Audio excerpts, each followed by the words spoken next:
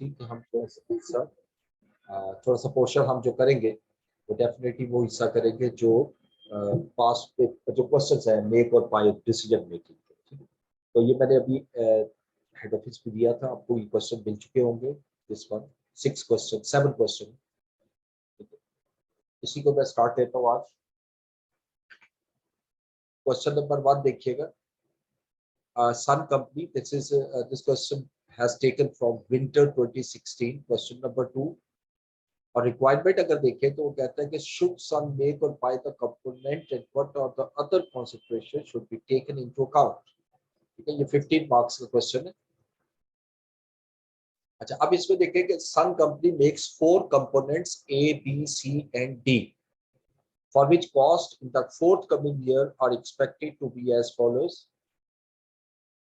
हमारे 4 प्रोडक्ट्स हैं, इनकी प्रोडक्शन भी गिवन है, यूनिट मार्जिनल कॉस्ट, मटेरियल कितना लगेगा, लेबर वेरिएबल ओवरहेड कितनी लग रही है इन हाउस अगर हम इसको मैन्युफैक्चर करते हैं। Directly attributable fix cost per annum and committed cost, fix cost जो है वो भी गिवन है आपको, ठीक है। अच्छा, अब ये 2 किस्म की फिक्स कॉस्ट होती है। एक होती है जिसको आप नाम देते हो डायरेक्टली एट्रीब्यूटेबल फिक्स कॉस्ट। इसका मतलब क्या होता है, ऐसी फिक्स कॉस्ट जो किसी स्पेसिफिक प्रोडक्ट से रिलेट करती है। अगर उस प्रोडक्ट को डिसकंटिन्यू कर दूंगा, यानी उसको इन हाउस नहीं बनाऊंगा, तो डेफिनेटली उस प्रोडक्ट पे वो कॉस्ट मेरी सेव होगी, उस प्रोडक्ट को बंद करने की वजह से वो कॉस्ट सेव हो जाएगी। इसको कहते हैं डायरेक्टली एट्रीब्यूटेबल फिक्स्ड कॉस्ट। लेकिन ऑन द अदर हैंड जो आपको एंड पे दी हुई है अदर फिक्स कॉस्ट में committed cost, always remember committed cost वो कॉस्ट होती है जो कि आपने कमिट की हुई है। चाहे आप प्रोडक्ट बनाओ, एक प्रोडक्ट में कम कर दूं, एक प्रोडक्ट ज्यादा कर दूं, ये कॉस्ट में चेंज नहीं आएगी। This cost is known as committed cost, ठीक है। तो कमिटेड कॉस्ट किसी सूरत में रेलिवेंट नहीं होती। अच्छा, उसके बाद वो कहता है subcontractor has offered to supply units of A B C and D for ₹12, 21, 10 और 14। यानी एक सब कॉन्ट्रैक्टर हमें कह रहा है जी कि हम आपको इस प्राइसिस पर सप्लाई करेंगे, और अब आपने बताना है कि किसको इन हाउस बनाना है और किसको हमें इन हाउस बनाने की जरूरत नहीं, ठीक है। अच्छा, अब इसमें हमें बेसिकली लिमिटिंग फैक्टर नहीं है इस क्वेश्चन में, ठीक है। और इस क्वेश्चन के अंदर सिर्फ ये बताया कि आपको कौन सी प्रोडक्ट इन हाउस बनानी चाहिए या नहीं। अच्छा, एक पॉइंट इसमें और बढ़ाया है, जब हमने मेक और बाय डिस्कस किया था एट दैट टाइम मैंने आप लोगों को बताया था कि जो आपकी परचेज कॉस्ट है वो हमेशा हायर होती है इन हाउस कॉस्ट से। लेकिन यहाँ पर कुछ सिचुएशन कहीं पर डिफरेंट भी नजर आती है। जैसे प्रोडक्ट ए को देखें, इसको इन हाउस बनाते हैं तो 14 की कॉस्ट आती है, और अगर मैं बाहर से खरीदता हूँ तो 12 की कॉस्ट आती है। अभी मैंने फिक्स कॉस्ट अकाउंट फॉर नहीं की, ठीक है। इसको भी अकाउंट फॉर करेंगे। तो लेट्स स्टार्ट इट, इसको देखते हैं। सन लिमिटेड, सन क्वेश्चन नंबर 1,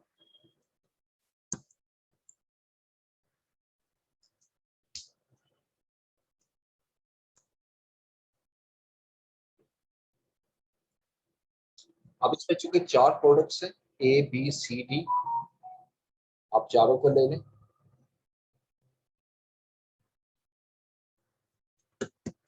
प्रोडक्ट ए,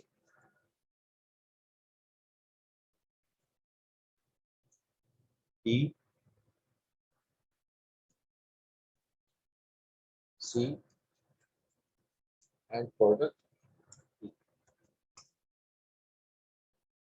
अच्छा, अब मैंने इसमें देखना है अगर इन हाउस प्रोडक्शन करता हूं तो मेरी कॉस्ट क्या होगी। यहाँ लिमिटिंग फैक्टर नहीं है, यहाँ कोई रैंकिंग वाले कॉन्सेप्ट पे आपने मूव नहीं करना, या सिंपल कैलकुलेशन करनी है कि इन हाउस कॉस्ट है। तो पहले मैं हेडिंग देता हूँ cost of in house production. अगर मैं इन हाउस प्रोडक्शन करता हूँ तो मेरी कॉस्ट क्या होगी, और ये जो मैं कॉस्ट निकालने लगा हूँ that is cost per unit of in house production. इसमें देखें तो पहली कॉस्ट जो है वो डायरेक्ट मटेरियल है। अगर मैं प्रोडक्ट ए को इन हाउस बनाता हूं तो ये मेरी कॉस्ट आएगी 4, B 5, ये क्वेश्चन में गिवन है, C 2 और D 4। डायरेक्ट मटेरियल के बाद डायरेक्ट लेबर की जो कॉस्ट है 8, 9, 4, 6, you can see from the question 8, 9, 4 and 6। इसी तरह तीसरी कॉस्ट लीजिएगा वेरिएबल प्रोडक्शन ओवरहेड्स। अब वेरिएबल प्रोडक्शन ओवरहेड्स में देखें तो 2, 3, 1, 2। अच्छा, अब यहां पर आपने फिक्स कॉस्ट भी लेनी है, लेकिन वो फिक्स कॉस्ट लेनी है जो डायरेक्टली एट्रीब्यूटेबल फिक्स कॉस्ट है। ठीक है, यानी अब मैं यहां लेता हूं डायरेक्टली एट्रीब्यूटेबल फिक्स्ड कॉस्ट। अब देखिए प्रोडक्ट ए की जो प्रोडक्ट जो है incurred as a direct consequence of making A. अगर मैं ए को बनाता हूं तो मेरी 1000 फिक्स कॉस्ट लगेगी, और ए के मैं कितने यूनिट बना रहा हूं 2000। इसको 1000 डिवाइडेड बाय 2000 कर दीजिएगा, क्योंकि हमें ये पर यूनिट चाहिए। ठीक है, ये पर यूनिट कैलकुलेशन कर रहा है। ये 50 पैसा कॉस्ट है। बी की जो कॉस्ट लग रही है वो 5000 है और 1500 यूनिट बना रहे हैं, यानी 5000 डिवाइडेड बाय 1500, ये 3.33 कॉस्ट आ गई। प्रोडक्ट सी पे जो कॉस्ट लग रही है 6000 और इसके यूनिट बन रहे हैं 4000, 1.50। डी को देखें तो 8000 कॉस्ट लग रही है और 3000 यूनिट्स,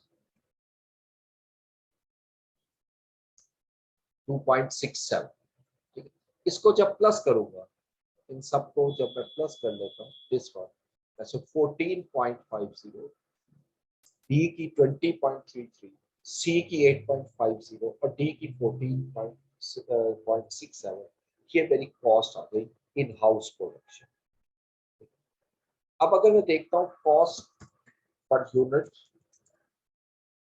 इफ बॉट फ्रॉम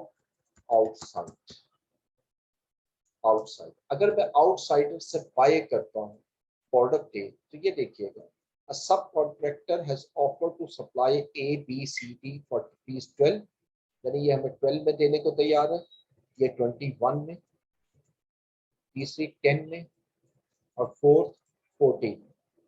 अच्छा, अब जिस वक्त मैंने ये कैलकुलेशन आपके सामने ये लिख ली, अब जस्ट कंपैरिजन ये करना है आपने इन दोनों में से कि कहां पर मुझे कॉस्ट कम पड़ेगी। अब देखिए कि अगर यहाँ कोई लिमिटिंग फैक्टर नहीं है, मैं फिर बोल रहा हूँ जहाँ लिमिटिंग फैक्टर नहीं है रैंकिंग नहीं करते, आपने जस्ट ये देखना है कि what would be the decision, यानी अब डिसीजन क्या होना चाहिए। देखिए प्रोडक्ट ए को अगर मैं खुद मैन्युफैक्चर करता हूँ इन हाउस तो मेरी कॉस्ट 14.50 आती है पर यूनिट, और अगर मैं बाहर से बाय करता हूँ आउटसाइडर सप्लायर से तो 12 रुपीज कॉस्ट आती है। इसका मतलब है कि ए प्रोडक्ट को मुझे बाय करना चाहिए, क्योंकि मैं इसको बाय करूंगा तो इकोनॉमिकल पड़ेगा। प्रोडक्ट बी को देखें तो इन हाउस में बनाता हूं तो 20 रुपीज 33 पैसा में तैयार होती है, और अगर मैं सप्लाई और आउटसाइड कॉन्ट्रैक्टर से लेता हूं तो 21 कॉस्ट आती है। इसका मतलब है कि मेरे इन हाउस कॉस्ट कम है, इसको मुझे इन हाउस मैन्युफैक्चर करना चाहिए। ठीक है, यानी इसको चले छोटा वर्ड यूज कर लेते हैं, मेक करना चाहिए। इसी तरह प्रोडक्ट सी में देखें, अगर प्रोडक्ट सी में इन हाउस बनाता हूं तो मेरी कॉस्ट 8.50 पर यूनिट होगी, और अगर मैं बाय करता हूं किसी आउटसाइड सप्लायर से तो मेरी कॉस्ट 10 रुपीज पर यूनिट होगी। इन हाउस कॉस्ट कम है, इसको भी मुझे मेक करना चाहिए। अब प्रोडक्ट डी की तरफ आइएगा तो यहाँ पर अगर मैं इन हाउस इसको तैयार करता हूँ तो 14.67 कॉस्ट आएगी, और अगर मैं बाहर से बाय करता हूँ तो 14 रुपीज मुझे पे करने पड़ेंगे। तो यहाँ बाइंग कॉस्ट जो है वो इकोनॉमिकल है। So decision is the clear कि दो प्रोडक्ट इसमें से मुझे बाय करनी है और दो प्रोडक्ट ऐसी हैं जो मुझे इसमें से मेक करनी। लेकिन इस क्वेश्चन का एक साथ में ये भी लिखा हुआ है, and what are the other consideration should be taken into account. देखिए अगर मैं ए और बी, ए और डी को दोनों को बाय करता हूँ, तो यकीनी बात है प्रोडक्ट बी और सी मैं सिर्फ बनाऊंगा। अब मेरे पास जो कैपेसिटी, स्पेयर कैपेसिटी एग्जिस्ट करती है, यानी प्लांट में कैपेसिटी एग्जिस्ट करती है, क्या बी और सी की मैं डिमांड इंक्रीज कर सकता हूँ? इस चीज को भी मेक श्योर करना पड़ेगा, अदरवाइज शायद ये डिसीजन इतना फेवरेबल ना हो। तो यहाँ मैं अदर कॉन्सेंट्रेशन लिख रहा हूँ। इसमें पहली कॉन्सेंट्रेशन जो है वो मैं आपके सामने ये लिख रहा हूँ कि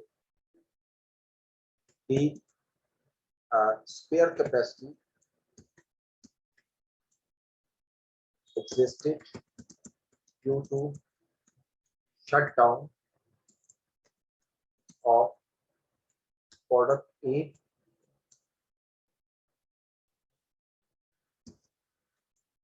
due to in-house discontinuation of in-house making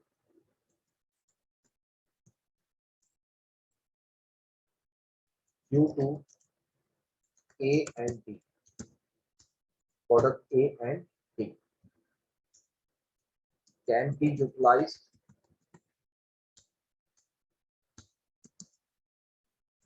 in expanding demand of product B and C।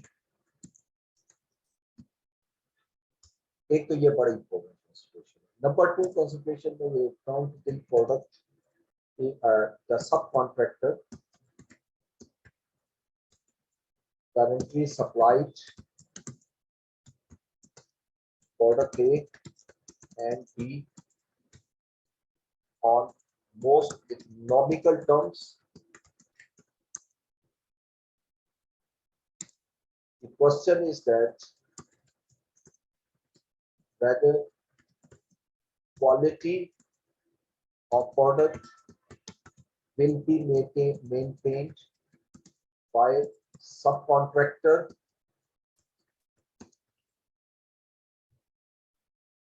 on regular basis।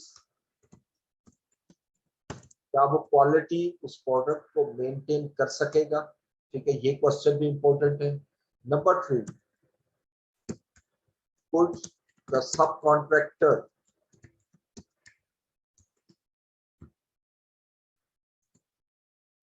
be supply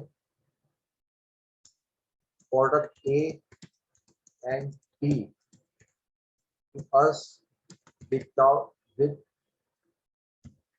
being delayed,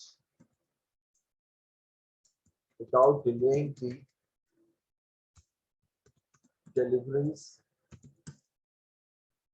ये बहुत इंपॉर्टेंट क्वेश्चन है जो मैंने तीसरा लिखा कि अगर हमें वो टाइम पे नहीं देता, यानी अगर लेट करेगा तो हमारा कस्टमर लॉस्ट हो जाएगा, तो वो इससे बेहतर था कि हम कॉस्टली बना दें लेकिन इन हाउस बना दें। सो ये कॉन्सेंट्रेशन मैंने 3 लिखी है। इट इज इनफ कि 3 आप लिखते हैं, ये काफी है। और इसको भी आपने अकाउंट फॉर करना है, इसको फाइनल डिसीजन लेते हुए। ठीक है, तो हम इसको इस तरह लिख सकते हैं, all the above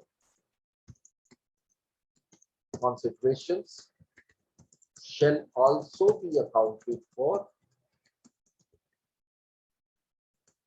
before making a final decision। ये मेरा पहला क्वेश्चन था आपके सामने जो सम कर।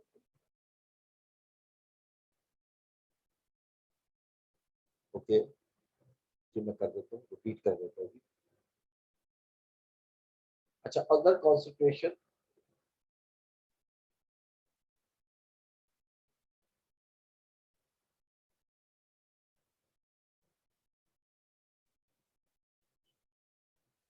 अच्छा, beer should be produced, ठीक है, जब से fixed cost with cost of sale और fixed cost is calculated by cost per unit। Okay, देखिए मैंने अभी आपको बताया, मैं ये फिर रिपीट करता हूँ। फिक्स कॉस्ट हमने ये पढ़ा था कि हम इसको इग्नोर करते हैं डिसीजन मेकिंग में। उसकी बेसिक रीजन क्या होती है कि फिक्स कॉस्ट उस डिसीजन पे कम या ज्यादा होने से चेंज नहीं है। ठीक है, यही हमारा प्रिंसिपल है। तो अब भी मैं अपनी बात पे स्टैंड कर रहा हूँ और आपसे यही कह रहा हूँ कि फिक्स कॉस्ट नहीं लेंगे। ठीक है, लेकिन फिर ये फिक्स कॉस्ट क्यों ली? क्वेश्चन में आइएगा, क्वेश्चन में दो किस्म की फुल फिक्स कॉस्ट है, एक अदर फिक्स कॉस्ट है जिसका वर्ड है कमिटेड। कमिटेड फिक्स कॉस्ट वो कॉस्ट होती है चाहे कि जो कि हर हालत में आपने इंकर करनी है, चाहे आप product A B C D सारी की सारी में से कोई प्रोडक्ट बनाओ इन हाउस या ना बनाओ। जैसे अगर मैं बी और सी अभी डिसकंटिन्यू कर दे, ए और सी डी डिसकंटिन्यू कर देता हूँ और उसको बाय करता हूँ, तो ये कॉस्ट तब भी इनकर होगी। ठीक है, इसलिए इस कॉस्ट को रेलिवेंट कॉस्ट कंसिडर नहीं किया जाता, ये डिसीजन मेकिंग में नहीं आता। अब आ जाए इसकी तरफ, ये जो वर्ड है direct consequence of making it, ये फिक्स कॉस्ट यानी डायरेक्टली एट्रीब्यूटेबल फिक्स कॉस्ट वो कॉस्ट होती है जो सिर्फ इस प्रोडक्ट को बनाने के लिए होती है, ये भी फिक्स है। लेकिन अगर इस प्रोडक्ट को मैं नहीं बनाता इन हाउस तो ये कॉस्ट मेरी सेव हो जाए, इसमें कॉन्सेप्ट ये है। ठीक है, तो इस वजह से हम इस कॉस्ट को अकाउंट फॉर कर रहे हैं। ओके, अदर कॉन्सेंट्रेशन,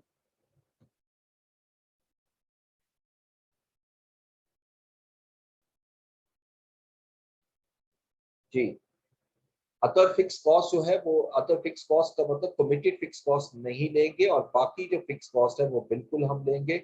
और अदर कॉन्सेंट्रेशन का मतलब ये है कि देखिए आप जिस वक्त प्रोडक्ट ए और डी आपको महंगी पड़ रही है बनाते हुए, आप कहते हो कि इसको बाय कर लो, ये डिसीजन इतना आसान काम नहीं है कि जी मैं बाय कर लूँ जी। कि अब देखिए खास तौर पर इस प्रोडक्ट में इन हाउस और बाइंग की कॉस्ट में बहुत ज्यादा फर्क नहीं है। अगर मैं इन हाउस बनाता हूँ तो 14.67 कॉस्ट है, और अगर मैं बाहर से खरीदता हूँ तो 14 रुपीज कॉस्ट है, सिर्फ 67 पैसा ज्यादा है। तो ठीक है, डिसीजन यही होना चाहिए कि मुझे कॉस्ट बचानी है तो बाय करना चाहिए। लेकिन देखिए क्या क्वेश्चन ये है कि मैं जिससे ये प्रोडक्ट खरीदूंगा, जो सप्लाई मुझे ऑफर कर रहा है इस वक्त, अगर वो क्वालिटी प्रोडक्ट मुझे प्रोवाइड कर भी रहा है, क्या फ्यूचर में वो मुझे ये क्वालिटी मेंटेन कर सकेगा? ये बहुत इंपॉर्टेंट क्वेश्चन है। अब देखिए अगर मैं प्रोडक्ट ए और डी को बंद कर दूं, क्योंकि इसको तो बंद करना पड़ेगा, डिसीजन ये है कि इसको बाय करना चाहिए, इसको इन हाउस नहीं बनाऊंगा तो इसका प्रोडक्शन प्रोसेस बंद कर दूंगा। तो अब कल आफ्टरवर्ड्स इन फ्यूचर अब प्रोडक्ट ए और डी हमें नहीं मिलती मार्केट से, सप्लायर टाइमली नहीं देता, क्वालिटी को रिड्यूस कर देता है, प्राइसेस बढ़ा देता है, तो ये तमाम वो फैक्टर्स हैं जो मुझे आज अकाउंट फॉर करने चाहिए। अगर मैं नहीं करूंगा तो ये पॉसिबल है कि मेरा डिसीजन शायद गलत हो।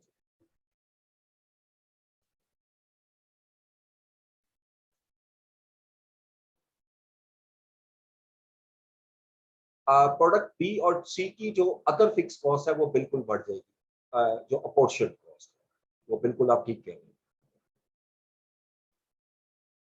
हाँ जी बिल्कुल, अगर कोई हमें डिस्काउंट दे रहा है सप्लायर, ठीक है, तो आप उसको भी लेस करो कॉस्ट में से, ठीक है, वो आपने लाजमन लेस करो।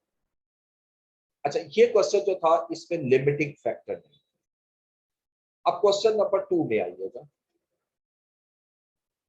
That is further processing decision, और ये भी आपके विंटर 16 में ही आया था। और याद रखिए विंटर 16 में आपके दो क्वेश्चन डिसीजन मेकिंग के, ठीक है, और ये 5 मार्क्स का क्वेश्चन था न्यूमेरिक का, और 5 मार्क्स का थ्योरेटिकल पोर्शन था।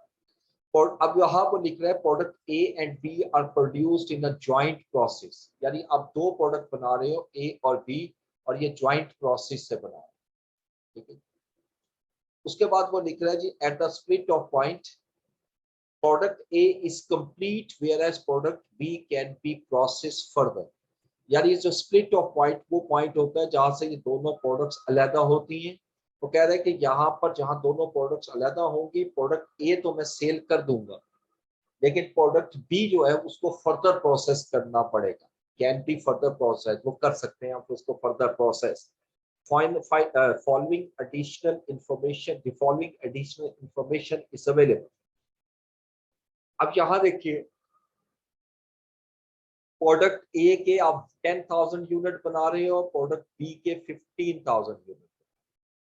सेलिंग प्राइस जो है एट स्प्लिट ऑफ प्रोडक्ट की 20 है, प्रोडक्ट बी की स्प्लिट ऑफ जो सॉरी सेलिंग प्राइस है वो 5 है। यानी अगर मैं प्रोडक्ट बी को स्प्लिट ऑफ पॉइंट पे सेल करूंगा तो 5 रुपीज में सेल होगी, और इफ प्रोसेस फर्दर, और अगर फर्दर प्रोसेस करके करता हूं तो 10 रुपीज में सेल होगी, यानी डबल प्राइस होगी। लेकिन उस पर मेरी कॉस्ट भी लगेगी, कॉस्ट आफ्टर स्प्लिट ऑफ जो है वो मेरी 50,000 है। क्वेश्चन की रिक्वायरमेंट ये है, perform sell or process further analysis for product B. यानी क्वेश्चन ये कह रहा है कि बताइए क्या प्रोडक्ट बी को हमें फर्दर प्रोसेस करना चाहिए या इस स्प्लिट ऑफ पॉइंट पे सेल करना चाहिए। ठीक है, इन दोनों में से एक चीज हो सकती है, उसकी तरफ आऊंगा। अब क्वेश्चन 2,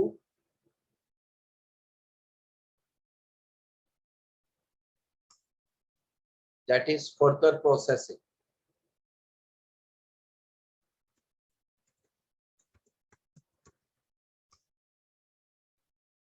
अब इसमें हमें सिर्फ कॉस्ट बेनिफिट एनालिसिस करना है। ठीक है, वो पूछ रहा है कि हमें फर्दर प्रोसेस करना चाहिए या नहीं, तो इसमें कॉस्ट बेनिफिट एनालिसिस करना है। तो पहले तो मैं लिखता हूं कि benefit if product is further processed.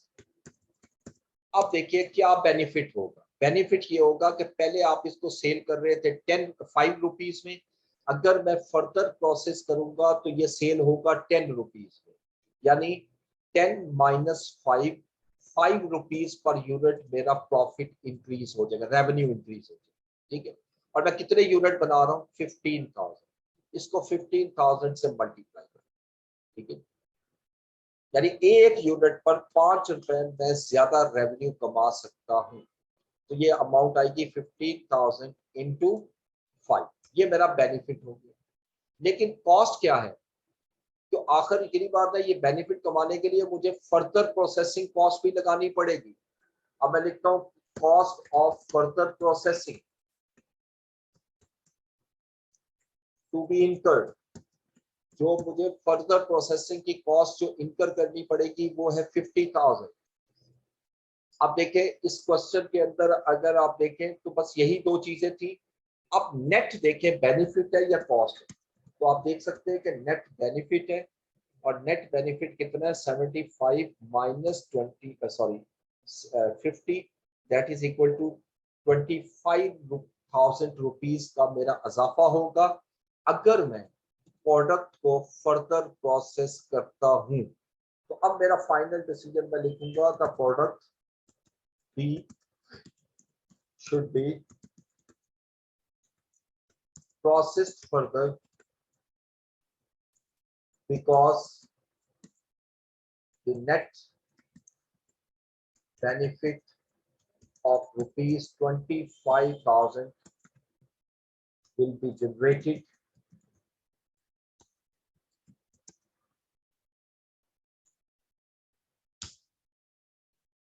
यानी प्रोडक्ट बी को मुझे फर्दर प्रोसेस करना चाहिए, क्योंकि उसको अगर फर्दर प्रोसेस करूंगा तो मेरा नेट बेनिफिट जो है वो 25,000 जनरेट होगा। ठीक है, या मेरे प्रॉफिट में 25,000 रुपीज का इजाफा हो जाएगा। This is the final answer, जो ये मेरे रेड कलर से लिखा है यही मेरा आंसर है। ठीक है, ये छोटा सा क्वेश्चन।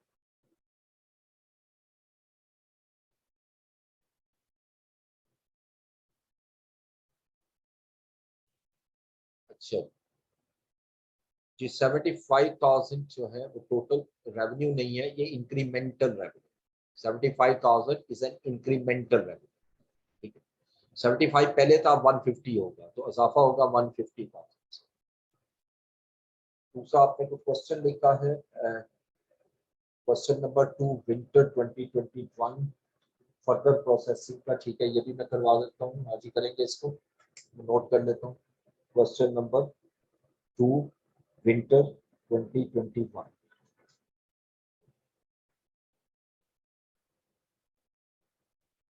हाँ जी, हमें फर्दर प्रोसेस करना चाहिए, बिल्कुल ऐसा ही है। इसका ए पार्ट भी है जी, वो थ्योरी का वो मैं बता देता हूँ कि इंक्रीमेंटल प्रॉफिट है।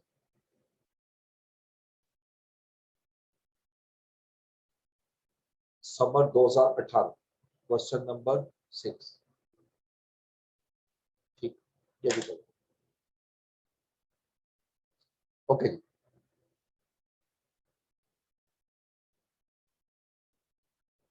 अब अगला क्वेश्चन देखिए, question number 3, that is basically summer 2017। ये समर 2017 का पेपर पे है क्वेश्चन। और इस क्वेश्चन की रिक्वायरमेंट क्या है, विच item should be produce in house and which should be outsource, show all your working along with your priority for in house production. देखिए यहाँ प्रायोरिटी मांग रहे हैं, यहाँ प्रायोरिटी मांगेगा तो डेफिनेटली ये लिमिटिंग फैक्टर वाला है, ठीक है। लिमिटिंग फैक्टर में जो मेक और बाय है। और show total cost for in house production and outsource production. अगर मैं इन हाउस और आउटसोर्स जो कर रहा हूँ उसकी टोटल प्रोडक्शन जो है, टोटल कॉस्ट भी मैं कैलकुलेट करूंगा, ठीक है जी।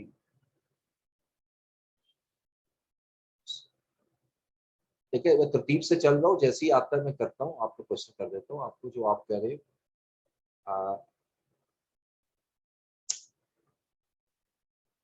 Fix cost. अच्छा, फिक्स कॉस्ट में दोबारा बताता हूँ। देखो मैंने पहले भी बोला है, दो किस्म की फिक्स कॉस्ट होती है। एक होती है directly attributable fix cost. Directly attributable fix cost को हम डिफाइन करते हैं कि ऐसी फिक्स कॉस्ट जो कि स्पेसिफिकली किसी एक प्रोडक्ट से रिलेट करती हो। अगर उस प्रोडक्ट को आप नहीं बनाओगे तो वो कॉस्ट सेव हो जाएगी। तो जहाँ लिहाजा ये कॉस्ट में चेंज आती है, इस वजह से हम इसको लेते हैं। एक होती है सिंपल फिक्स कॉस्ट, जिसको कमिटेड फिक्स कॉस्ट भी कहेंगे, उसको आप नहीं दो, ठीक है। एडिशनल कॉस्ट 10 गिवन है फॉर फर्दर प्रोसेसिंग। ओके, देखिए देखिए अगर मैं फर्दर प्रोसेस करता हूँ, ये कॉस्ट नहीं है, ये प्लीज ये सेलिंग प्राइस है, ठीक है। Selling price per unit at split off point if process for further process. Cost तो ये 50,000, ठीक हो गया। कॉस्ट जो है वो 50,000।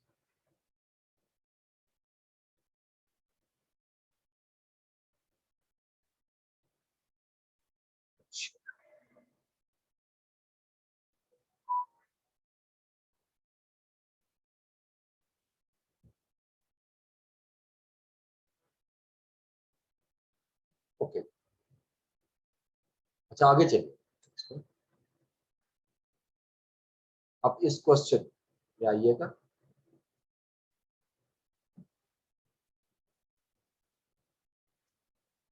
Question number 3।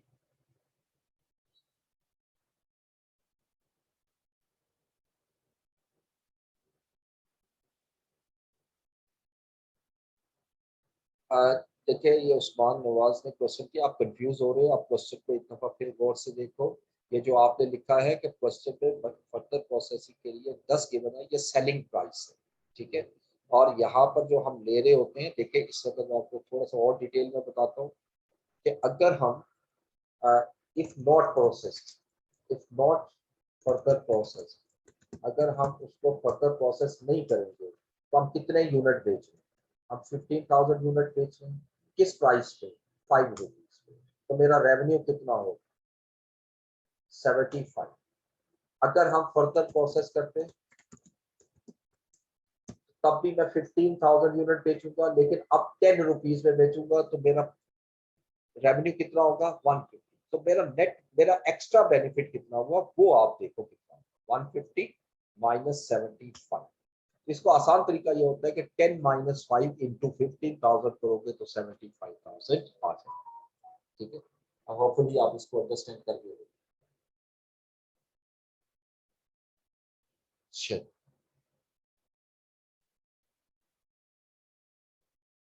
ठीक हो गया, थैंक यू। कोई बात नहीं, एक कंफ्यूजन होती रहती है, आप क्वेश्चन करें, बिल्कुल आप करें, आपका राइट है। तो मैं कोशिश करूंगा कि जितना बहुत मुमकिन हो सकता है, समटाइम इतने क्वेश्चन होते हैं कि नहीं देख सकता, लेकिन जितना मुमकिन होगा इंशाल्लाह मैं आपको जवाब दूंगा। अच्छा, आप क्वेश्चन नंबर 3 में आते हैं दोबारा से। उसके बाद फिर मैं आपके पास पेपर के उन क्वेश्चंस को भी लूंगा, पहले यहाँ से आगे चलते जाए। अच्छा जी, अब यहाँ देखिएगा question number 3। Best Buy company is into manufacturing and due to high demand of its products in uh, the market is always operating at full capacity. It makes 4 products: alpha, beta, gamma, and hexa. All 4 products are made on the imported machine, and the machine capacity for the year at Best Buy's factory is 5 to 50 hours and that is my limiting factor, ठीक है। However it is able, यानी machine hour जो है वो मेरा limiting factor है।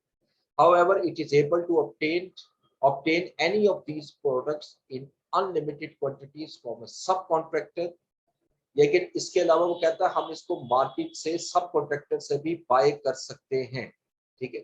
अब वो लिखता है जी एनुअल सेल्स डिमांड तब सबकी गिवन है, सेल्स प्राइस गिवन है, variable cost per unit in house अगर बनाते हो, अगर वेरिएबल और cost of external purchase outsource में, और machine hours per unit in house production.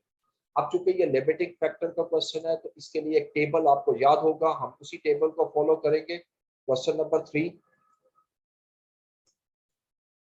that is Best Buy company.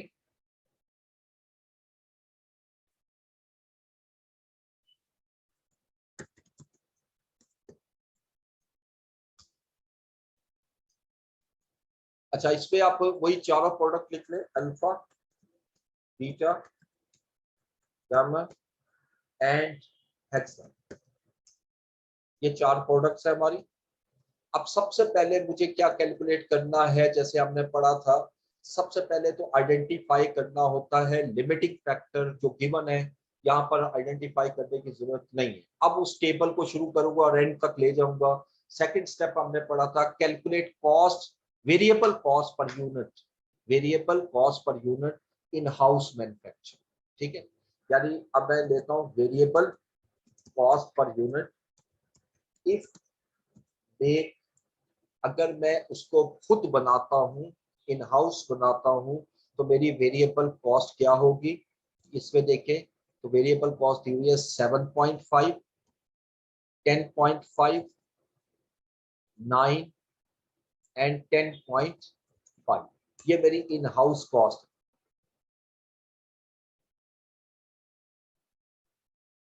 अच्छा, अब आइएगा नेक्स्ट में, अगर मैं ये बाय करता हूं तो मैं लिखता हूं cost per unit to bye. अगर मैं बाय करता हूं तो कॉस्ट पर यूनिट क्या होगी, अब देखिए कॉस्ट पर यूनिट आ रही है मेरी 12, 17.7, और लिमिटिंग फैक्टर वाले क्वेश्चन में मैंने आपको पहले भी समझाया था कि हमेशा बाइंग कॉस्ट हमेशा ज्यादा होगी, ठीक है। अब आप इसको डिफरेंस लोगे और डिफरेंस लेने के बाद देखोगे एक्स्ट्रा कॉस्ट पर यूनिट मुझे कितनी पे करनी पड़ेगी अगर मैं बाय करता हूं, यानी extra cost per unit if bought. अब देखिए अगर मैं अल्फा को बाहर से बाय करता हूं तो 12 रुपीज में बाय करूंगा, लेकिन अगर खुद बनाऊंगा तो 7.50 में बना सकता हूं, तो 4.50 जो है वो मेरी एक्स्ट्रा कॉस्ट पर यूनिट होगी। इसके बाद नेक्स्ट देखिए बीटा की भी कैलकुलेशन करें, चारों की कैलकुलेशन करें, यानी अगर मैं एक यूनिट एक्स्ट्रा बनाता हूं अल्फा का तो 4 रुपए, सॉरी वो बाय करता हूं तो 4.50 कॉस्ट मुझे ज्यादा पे करनी पड़ेगी। एक यूनिट बीटा की अगर मैं मार्केट से बाय करता हूं और प्रेफरेंस देता हूं उसको तो 7.20 कॉस्ट पर यूनिट होगी, गामा की 6.75 होगी, हेक्सा की 6 होगी, ठीक है। इसको कंपेयर कर लेंगे, ये तो हो गया एक्स्ट्रा कॉस्ट पर यूनिट। अब इसको कन्वर्ट करना है एक्स्ट्रा कॉस्ट पर लिमिटिंग फैक्टर में। अब लिमिटिंग फैक्टर मेरे मशीन आवर्स हैं जो ये दिए हुए हैं पर यूनिट, इसको इस पे डिवाइड कर दूंगा मशीन आवर्स पर यूनिट। अब जब डिवाइड, अब ये कितने हैं 0.38, नेक्स्ट 0.75 आवर्स लगेंगे, नेक्स्ट 0.45 और लास्ट में 0.6 आवर्स। अब जब मैं इसको डिवाइड करूंगा तो ये आ जाएगा extra cost per machine hour if bought. अगर मैं बाय करता हूं तो extra cost per machine hour जो है वो कितनी होगी, इसको इस पे डिवाइड करोगे 11.84, और इस तरह सारों पे मैंने इसको डिवाइड कर दिया। ये मेरी एक्स्ट्रा कॉस्ट पर मशीन और यानी पर लिमिटिंग फैक्टर कैलकुलेट हो गई अगर मैं इसको इन हाउस बनाने की बजाय बाय करता हूं। अब इसकी बेस पे मुझे रैंकिंग करनी है, रैंकिंग टू बाय। अच्छा, जिस पे बाइंग कॉस्ट मुझे सबसे कम पड़ रही है, एक्स्ट्रा बाइंग कॉस्ट, जैसे बीटा में that should be bought first, और सेकंड हेक्सा को मुझे बाय करना चाहिए, थर्ड अल्फा को बाय करना चाहिए और फोर्थ गामा को बाय करना चाहिए, और इसी को कन्वर्ट कर लूंगा रैंकिंग टू मेक। अगर मैं इन हाउस बनाता हूं तो जिस प्रोडक्ट को मैं कह रहा हूं कि सबसे आखिर में बाय करना, ऑब्वियसली उसको मैं सबसे पहले प्रोड्यूस करूंगा। जो थर्ड में है वो सेकंड हो जाएगी, जो सेकंड है वो थर्ड, रिवर्स फॉर्म लगा दो, यानी इसको डिसेंडिंग ऑर्डर पे ले जाओ। और फोर्थ, जिसको आप कह रहे हो कि बीटा प्रोडक्ट को सबसे पहले मुझे प्रोड्यूस करना चाहिए इन हाउस, तो उसको सबसे आखिर में आपको बनाना चाहिए। ये चार आपके पास आ जाते रैंकिंग। अब इसकी बेस पे मैं ऑप्टिमल सॉल्यूशन बनाता हूँ, स्टेटमेंट ऑफ ऑप्टिमल सॉल्यूशन। अब मेरे पास यहाँ पर मशीन आवर्स अवेलेबल है, जो लिमिटिंग फैक्टर है।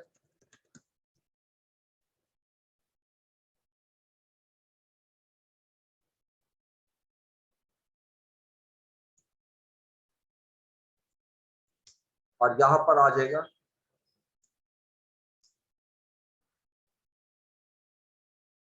units to make and then units to buy। अब आइएगा यहाँ पर, तो सबसे पहले अवेलेबल रिसोर्स कितना है मेरे पास एज पर क्वेश्चन। देखिए मशीन आवर्स मेरे पास जो अवेलेबल है वो लिख रहा है जी 5250। मेरे पास 5250 मशीन आवर्स अवेलेबल। अब यूनिट्स, अब इसमें से मैं किसको पहले बनाऊंगा? अब मेक वाली रैंकिंग को माइंड में रखिए, दिस वन, इसको मैं येलो कर, सबसे पहले मुझे बाय करना है गामा को, मेक करना है गामा। अगर इसको मैं मेक करता हूं तो इसकी डिमांड कितनी है? 4500, और एक यूनिट को बनाने के लिए 0.445 आवर्स है। ठीक है, यानी 4500 यूनिट मैंने बनाने, और इसकी अगर कैलकुलेशन देके जो वहां शो करनी है कितने आवर्स लगेंगे, तो आप क्या करोगे? 4500 इंटू 0.45। ठीक है, ये कैलकुलेशन मैं यहाँ लाऊंगा और इसमें से माइनस कर दूंगा, यानी इस पे मेरे 2025 आवर्स लग जाएंगे गामा को बनाने के लिए। इसको इन हाउस बनाऊंगा। इसको बनाने के बाद मेरे पास जो आवर्स बचेंगे वो है 3225। अब मैं सेकंड प्रायोरिटी दूंगा अल्फा को, मेक में अल्फा को। अब अल्फा की जो डिमांड है वो 6000 है, और इसके एक यूनिट को बनाने के लिए 0.38 आवर्स लगे, यानी 6000 यूनिट बनाते हैं और एक यूनिट को बनाने के लिए 0.38 आवर्स लगेंगे। इसको जब मैं मल्टीप्लाई करता हूँ 6000 इंटू 0.38, तो ये 2280 की अबाउट आ जाती है। और ये यानी इतने और मशीन आवर्स मुझे चाहिए होंगे अल्फा को प्रोड्यूस करने के लिए। अब अल्फा और गामा को प्रोड्यूस करने के पास मेरे पास सिर्फ 945 जो है वो आपके पास मशीन आवर्स बचे। और अब थर्ड प्रायोरिटी जो है ये मेरी प्रोडक्ट हेक्सा, इसको थर्ड पे मैंने मैन्युफैक्चर करना है। अब हेक्सा की देखते हैं डिमांड कितनी है और कितने रिसोर्स यूज होंगे। देखो 7500 डिमांड है और 0.6 मशीन आवर्स होंगे, ये तो मेरे पास सफिशिएंट है ही नहीं, देख ले सफिशिएंट नहीं है। अब इसको क्या करेंगे, 945 के 945 जितने भी हैं वो सारे मैं यूटिलाइज करूंगा, और इसमें देखें कितने यूनिट बन जाएंगे। 945 divided by 0. Multiply by, sorry not divided by, multiply 0.6, यानी इससे मैं 567 यूनिट बना सकता हूँ, राइट। क्योंकि एक यूनिट को बनाने के लिए, सॉरी मल्टीप्लाई नहीं डिवाइड ही करेंगे, ये 1575 यूनिट बना सकते हो, क्योंकि एक यूनिट को बनाने के लिए 60% टाइम चाहिए, एक घंटे का, यानी आप कह लो 0.6 आवर्स चाहिए। तो ये बात है कि अगर मेरे पास 945 आवर्स है तो 945 से ज्यादा यूनिट, इसलिए इसको डिवाइड किया, यहां तक मेरा मुकम्मल हो गया। अब देखिएगा आगे, ये यूनिट में मेक कर रहा हूँ और इसकी वर्किंग मैं यहाँ शो कर देता हूँ। ये कैसे मैंने कैलकुलेट की थी, ये मैंने कैलकुलेट की थी 945 आवर्स है, और एक यूनिट को बनाने के लिए मुझे 0.60 और चाहिए। इसको जब डिवाइड करूंगा तो ये अमाउंट आ जाए, ठीक है। अच्छा, अब देखें मेरी डिमांड कितनी थी हेक्सा, 7500, और मैं कितने यूनिट बना सका हूँ 1575। तो 7500 में से 1575 लेस कर दो, बाकी जितने यूनिट बचते हैं 5925, इसको मुझे बाय करना चाहिए क्योंकि ये मेरे पास अब रिसोर्स नहीं। इसी तरह अब एक प्रोडक्ट अभी भी रहती है and that is product beta, जिसको मैं इन हाउस नहीं बना सकता क्योंकि रिसोर्सेस नहीं है। इसकी जितनी डिमांड है 9000, ये सारी मुझे बाय करनी है। ये सिंपल तरीका होता है मेक और बाय का। और ये क्वेश्चन जो अभी मैंने पार्ट ए आपके सामने किया है, ये 10 मार्क्स का क्वेश्चन था, यहां से लेकर यहां, ठीक है। अब इसका पार्ट बी, वो कहता है show total cost for in house production and outsource production. This part is easy और ये भी 10 मार्क्स का, बट ये बहुत छोटा सा पार्ट है। पार्ट बी, अच्छा अब वो कहता है कॉस्ट ऑफ प्रोडक्शन, कॉस्ट बता दो कितनी लगेगी टोटल कॉस्ट। तो मैं इसको दो हिस्सों में डिवाइड करता हूं। पहले इन हाउस प्रोडक्शन,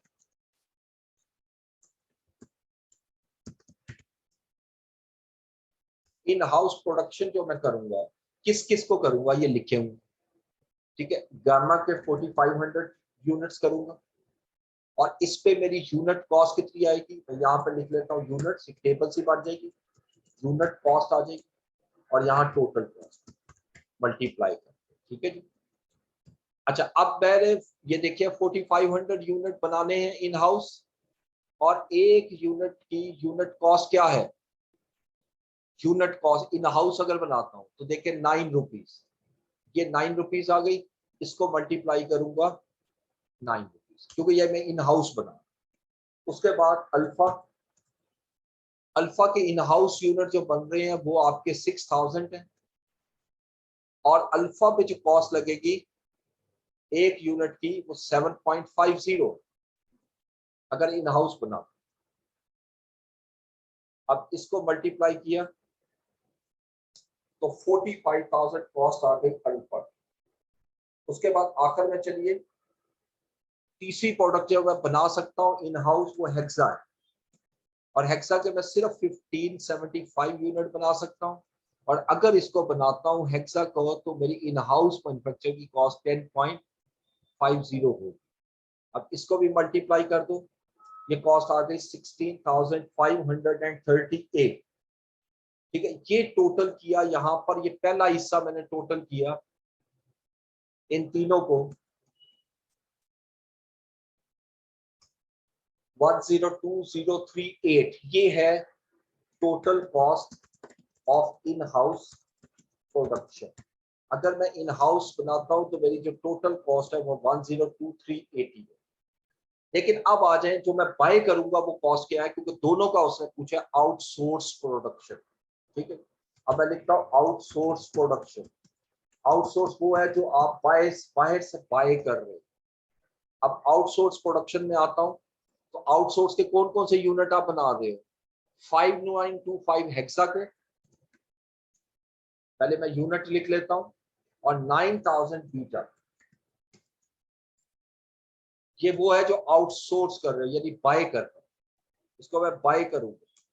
अब कितनी यूनिट कॉस्ट होगी, हेक्सा को अगर बाय करता हूं, हेक्सा की बाइंग कॉस्ट है 16.50 पर यूनिट, और अगर बीटा को बाय करता हूं तो बीटा की जो एक्सटर्नल कॉस्ट है वो 17.7।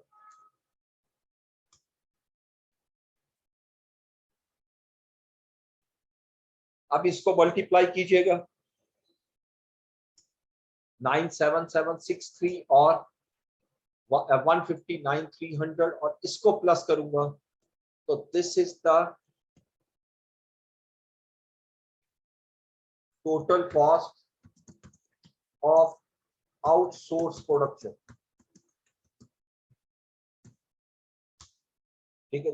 अब मुझे क्वेश्चन में तो ओवरऑल टोटल कॉस्ट मांगी है ना, देखिए वो कह रहा है show total cost for in house and outsource, ultimately total cost जो है वो कितनी है इन दोनों का सम 359 100, that is the final answer.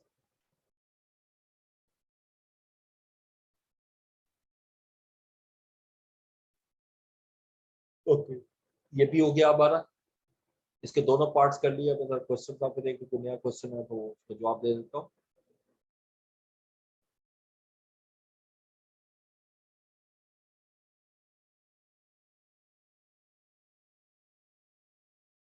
अच्छा जी,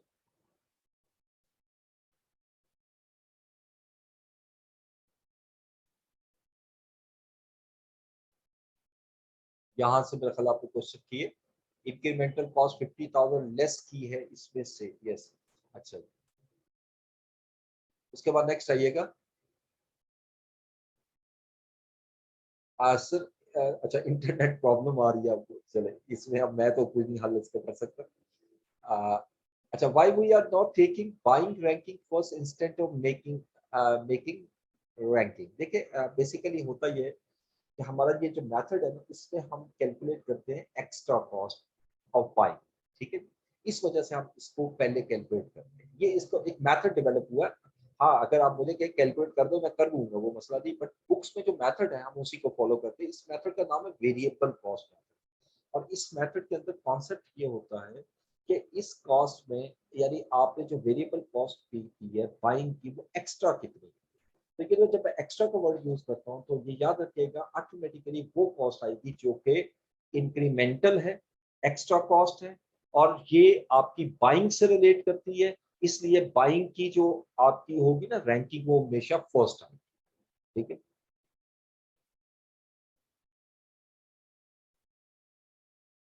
लिमिटिंग फैक्टर जो है इसको मैं एक्सप्लेन करता हूँ, make or buy ranking product in make or buy. देखिए लिमिटिंग फैक्टर सिचुएशन हम पढ़ चुके हैं इससे पहले वही एक चैप्टर में, उसमें इतना याद रखिएगा लिमिटिंग फैक्टर सिचुएशन वो सिचुएशन होती है जहां पर आपकी ऑर्गेनाइजेशन के अंदर जो यूनिट्स हैं वो या रिसोर्सेज है वो लिमिटेड है, और इससे आप मार्केट डिमांड पूरा नहीं कर सकते। यानी जितने यूनिट मार्केट डिमांड है ना आपकी, उसे आप हरगिज पूरा नहीं कर सकते। ये कॉन्सेप्ट होता है लिमिटिंग फैक्टर। अब मुझे करना क्या होता है, अगर सिंपल लिमिटिंग फैक्टर का कॉन्सेप्ट है तो वहां ऑप्टिमल मिक्स निकालते हैं, यानी जहां पर हमारा प्रॉफिट मैक्सिमम हो जाए। और यहाँ पे चूंकि हम कॉस्ट मेथड यूज कर रहे होते हैं, तो यहाँ पर हमारा बेसिक प्रिंसिपल होता है कि हम उन प्रोडक्ट्स को इन हाउस बनाएं जो हमें इन हाउस में सस्ती पड़ती है, और बाकी प्रोडक्ट जितनी भी है वो मैं बाय कर लूंगा, और इस सिचुएशन में जो कॉस्ट है वो मेरी मिनिमम, ठीक है। why the two products not taken in outsourcing, क्योंकि उसका जो बेनिफिट है वो इन हाउस ज्यादा है। रैंकिंग करने का मकसद ही ये था ना आपका, ठीक है। क्वेश्चन 6 ऑफ समर 2018, यस मैंने नोट किया हुआ है, करवाता हूँ। सेल ऑफ फर्दर प्रोसेस के लेक्चर, जो आप एग्जांपल करवाई थी, फिक्स कॉस्ट ली है।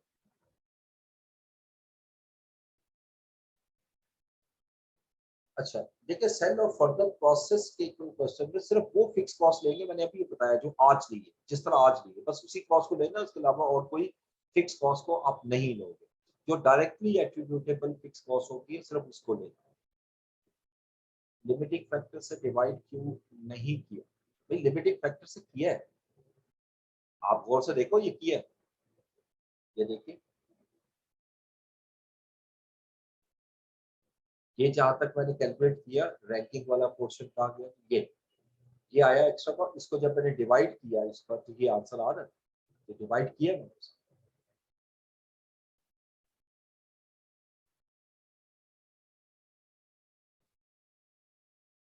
अच्छा, time factor is limiting cost factor if we need production on emergency basis, yes absolutely, बिल्कुल ठीक है। आप टाइम फैक्टर भी लिमिटिंग होता है। अगर उस सूरत में देखें, अब आप, मैं अगर आपको ये कहूँ, लिमिटिंग का मतलब हर किसी ये नहीं होता कि आपने सिर्फ कॉस्ट मिनिमाइज करनी, बल्कि जो गिवन सिचुएशन है वहां कोशिश करें कम से कम कॉस्ट हो।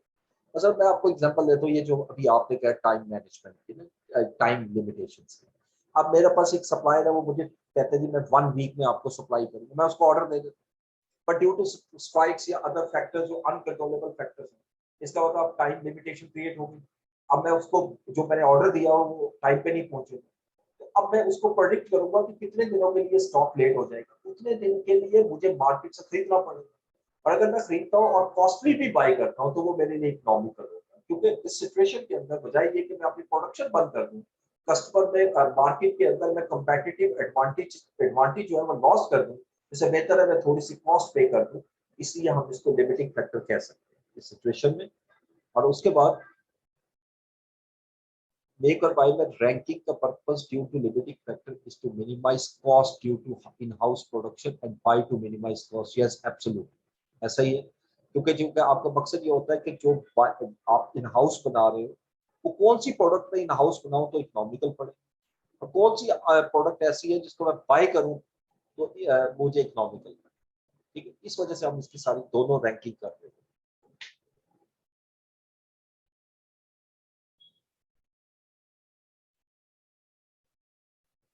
अच्छा, गामा क्यों नहीं कंसीडर किया आउटसोर्स में? ओके, ये मैं देख लेता हूँ तो फिर आपको जवाब देता हूँ। टोटल कॉस्ट ऑफ प्रोडक्शन में गामा कॉस्ट क्यों नहीं ऐड की?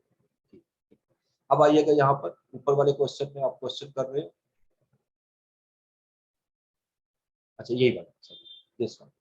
अब देखिए यहाँ पर आपको क्वेश्चन ये है कि गामा क्यों नहीं ऐड की आउटसोर्स में, क्योंकि गामा की जो मैक्सिमम डिमांड थी वो 4500 थी। आप देख लो क्वेश्चन के अंदर इसकी मैक्सिमम डिमांड कितनी थी, 4500। मैं 4500 इन हाउस बना रहा हूँ तो मुझे बाय करने की जरूरत नहीं है, ये सिर्फ इन हाउस में आएगा। सेम इसी तरह अल्फा की भी जो डिमांड है ना, अगर आप देखो तो ये 6000, और मैं 6 से 6000 यूनिट जो है वो इन हाउस बना रहा हूँ। जब मैं इन हाउस बना रहा हूँ तो इसको भी बाय करने की जरूरत नहीं। इस वजह से इसको आप ये दोनों प्रोडक्ट्स को आप आउटसोर्स में नहीं दो। जिस प्रोडक्ट को मैं इन हाउस नहीं बना सकता उसको मुझे बाय करना चाहिए। ये बेसिक इस पे थीम लेकर आते हैं। अच्छा,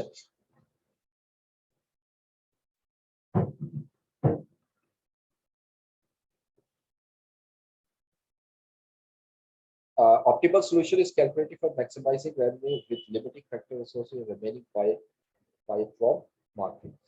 जब आप एक याद रखिएगा, जैसे कि हम मेक और बाय डिसीजन लगाते हैं तो आप मैक्सिमाइजिंग रेवेन्यू की कॉन्सेप्ट पे नहीं जाते, आप मिनिमाइजिंग कॉस्ट के बेसिस पे जाते हैं। अल्टीमेट मेरा ऑब्जेक्टिव एक ही होता है, और ऑब्जेक्टिव ये होता है कि हमारा प्रॉफिट जो है वो मैक्सिमाइज हो जाए।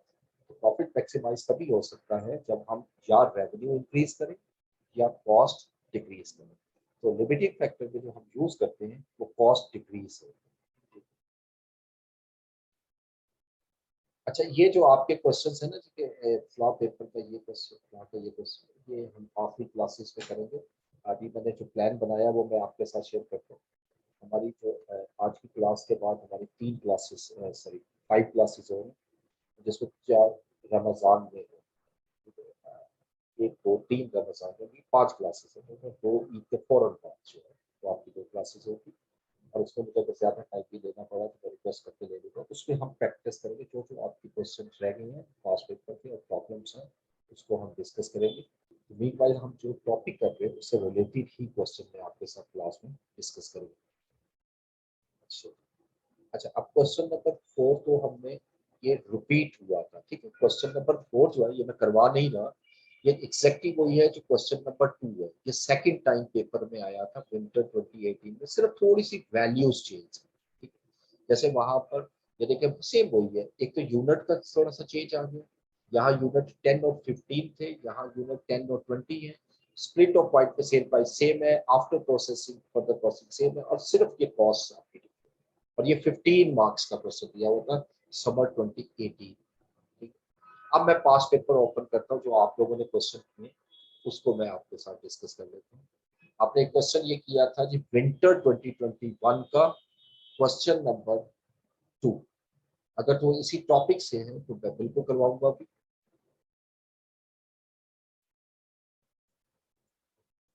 ये ओपन होता है।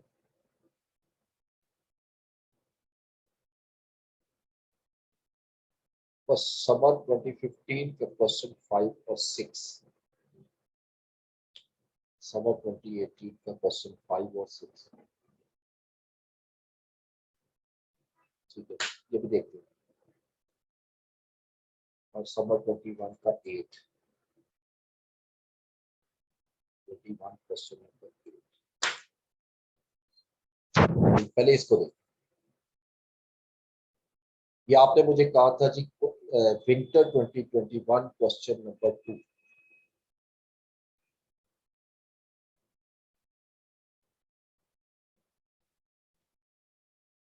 देखिए आप जो मुझे पेपर बता रहे हो विंटर 2021 और क्वेश्चन नंबर 2, ये तो थ्योरेटिकल क्वेश्चन है, इसमें तो न्यूमेरिक है ही। पहले तो आप जरा ये चीज देख के बताइए, क्योंकि आपके क्वेश्चन में यही लिखा हुआ है, क्वेश्चन नंबर 2, विंटर 2021 क्वेश्चन 2 का question after further processing 4। Okay, चलो तो 4 कर लेते हैं। इसमें तो 4 भी नहीं है, क्या कर रहे हो आपने, कौन सा पेपर खोला हुआ है?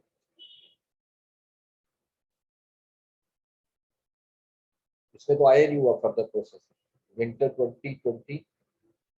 ये देख ले पेपर मेरे सामने, विंटर 2021।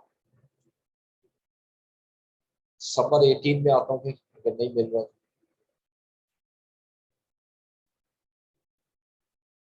समर 2021, आई थिंक आप लोगों ने विंटर नहीं लिखा। चले समर 2021 की।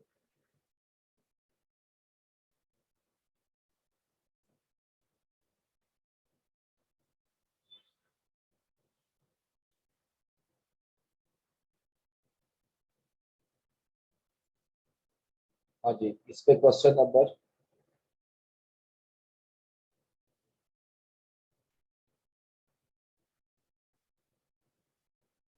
इस पे भी क्वेश्चन नहीं आया हुआ, इसमें भी नहीं आया। आप लोग क्वेश्चन ठीक नहीं देख रहे हो, इसमें आया नहीं।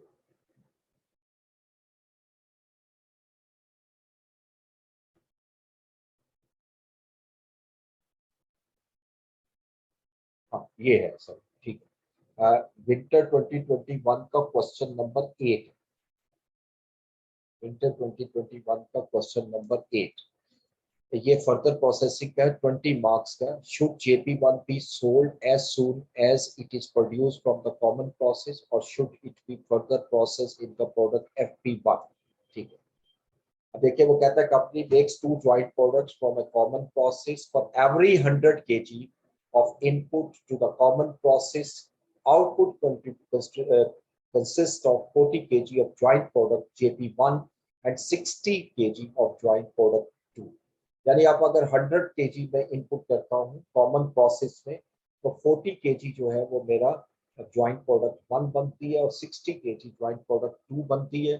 Cost of common process are 400 per 100 kilogram of input. ये बिल्कुल रेलिवेंट कॉस्ट नहीं, क्योंकि मेरा फर्दर प्रोसेसिंग डिसीजन है। फर्दर प्रोसेसिंग डिसीजन में कोई भी पास्ट कॉस्ट नहीं लोगे।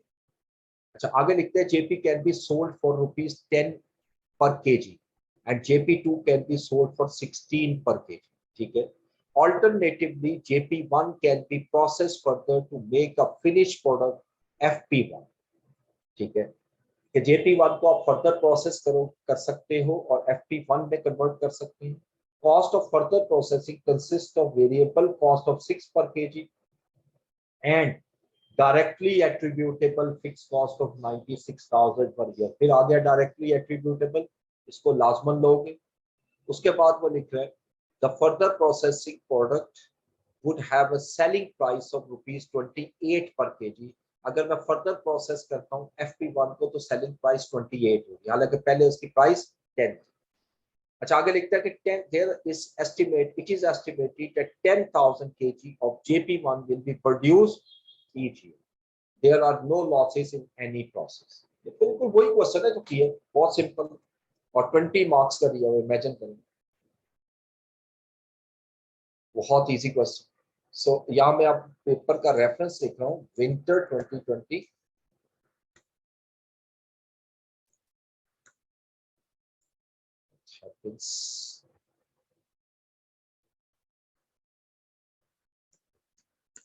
विंटर 2021 और question number 8 make or bye का है, इसी को मैं कॉपी करूंगा और वहां से वैल्यूज चेंज कर दूंगा। छोटा सा क्वेश्चन है ये। अब करना है नहीं करना वो बात का देखते हैं कि फर्दर प्रोसेस करना चाहिए नहीं। हाँ पता है इसमें थोड़ी सी कैलकुलेशन थोड़ी सी ज्यादा होगी कॉस्ट। देखो पहली चीज तो ये है कि अगर मैं इसको देखूं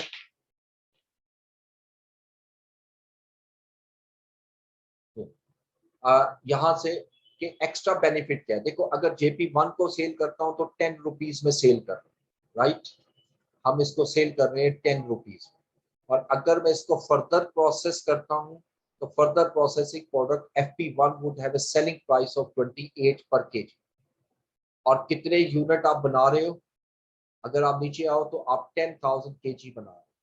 बस ये इंफॉर्मेशन से मैं एक्स्ट्रा रेवेन्यू निकाल लेता हूँ, इसमें कोई इशू नहीं। ठीक है, तो अब ये कैसे आएगा देखिए 10,000 यूनिट है। अच्छा अब यहाँ पहले प्राइस की बात करूं तो 28 माइनस 10 इंटू 10,000। ठीक है, यानी पहले अब रेवेन्यू मेरा 28 जनरेट होगा अगर फर्दर प्रोसेस करूंगा। फर्दर प्रोसेस नहीं करूंगा तो 10 रुपीज होगा, तो 18 rupees per unit extra benefit generate होगा। तो इसको अगर कैलकुलेट करें तो ये आ जाएगा 28 माइनस 10 इंटू 10,000, ये आता है 180,000। अब फर्दर कॉस्ट की तरफ चलते हैं, इस पे दो कॉस्ट दी हुई है। देखिए यहाँ मैं लिखता हूँ, बल्कि एक और कॉलम भी इजाफा कर लेते हैं। अब मैं लिखता हूँ further cost to be incurred. Further cost कितनी इनकर्ड होगी कैलकुलेशन में आइएगा तो वो लिख रहा है जी कि फर्दर प्रोसेसिंग कॉस्ट में alternatively JP1 can be processed to make a finished product. FP1 cost of further processing consists of variable cost of 6 per kg। एक तो मेरी 6 पर kg कॉस्ट लगेगी, यानी अब वेरिएबल कॉस्ट इस पे लगेगी वो 6 पर kg। अब बताइए कितने kg आप बना रहे हो, 10,000 kg। जो फर्दर प्रोसेस करोगे इंटू 6 कॉस्ट लगेगी, तो ये मेरे पास आ गया 60,000। ये 60,000, ठीक है जी। अब एक कॉलम का और इजाफा कर रहा हूं। इसके अलावा वो कह रहे हैं कि इसके अंदर and directly attributable fix cost of 96,000 per year. और ये मेरी डायरेक्टली एट्रीब्यूटेबल फिक्स कॉस्ट है, ये भी लेंगे आप। डायरेक्टली एट्रीब्यूटेबल फिक्स कॉस्ट, और ये बनती है -96,000। अब इसको जरा फार्मूले को दोबारा चेंज करता हूं मैं, क्योंकि इसमें तीन वैल्यूज हैं। इसको कैलकुलेट करें, 180,000 में से 60,000 और 96,000 मैच किया तो 24,000 आ रहा है। This is net benefit, right, this is net benefit. तो what should we do, obviously हमें इस प्रोडक्ट को कंटिन्यू फर्दर प्रोसेस करना चाहिए। यानी प्रोडक्ट कौन सी थी, JP1। JP1 should be processed further as the net benefit of 25,000 will be generated। तो ये सेम क्वेश्चन था जो मैंने आपको करवाया ऊपर, इसमें कोई फर्क नहीं था। ठीक है, सिर्फ एक लाइन का इजाफा, बाकी तो वही क्वेश्चन है। होपफुली आप अंडरस्टैंड करके होंगे।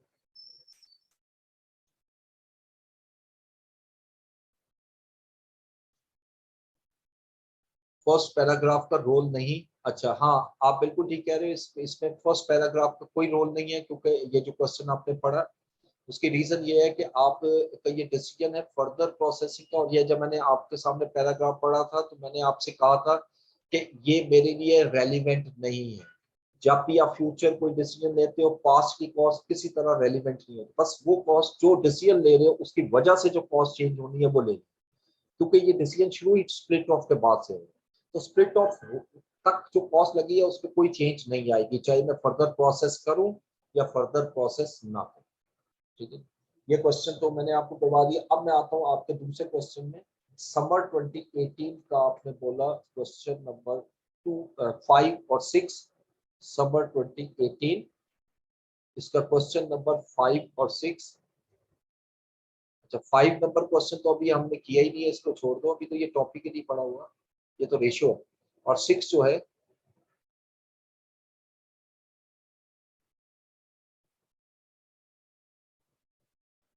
ओके, सेल्स कमीशन 2%, ये मेरा ख्याल है बजट का क्वेश्चन है। What is the lowest price Gadget should accept for the reworked machinery from Kaka? Okay.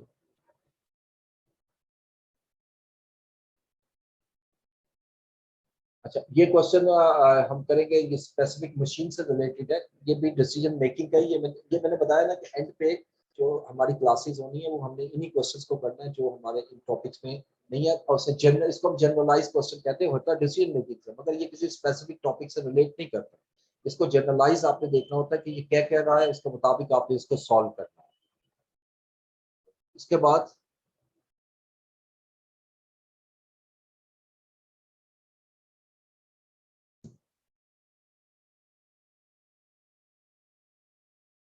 अच्छा जी, उसके बाद जो आपने लिखवाया मैं उसकी तरफ आता हूँ पहले।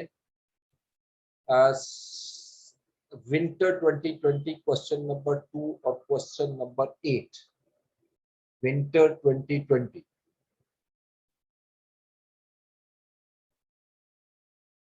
मैंने पहले आपसे कहा था मैं सिर्फ अभी वो क्वेश्चन करूंगा जिस टॉपिक से रिलेट करते हैं, ठीक है जी। अब ये जो क्वेश्चन नंबर 1 है, ये मेरा ज्वाइंट और बाय प्रोडक्ट का क्वेश्चन है, ये फर्दर प्रोसेसिंग का क्वेश्चन नहीं है, ठीक है। हाँ, इसका बी पार्ट फर्दर प्रोसेसिंग है, और ये 30 मार्क्स का क्वेश्चन है।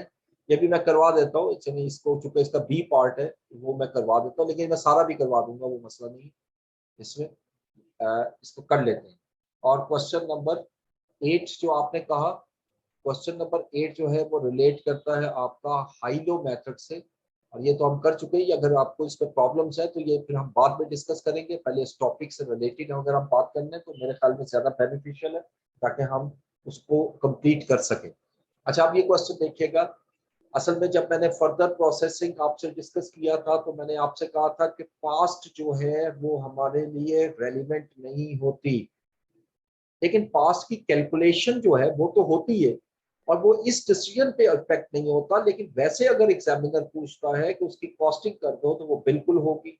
जैसे इस क्वेश्चन में उसने पूछा है, कैलकुलेट द प्रॉफिट और loss in the period for each product and in total assuming all output was sold as product A and B, यानी इसको फर्दर प्रोसेस नहीं कर, and joint cost were apportioned on the basis of weight of output.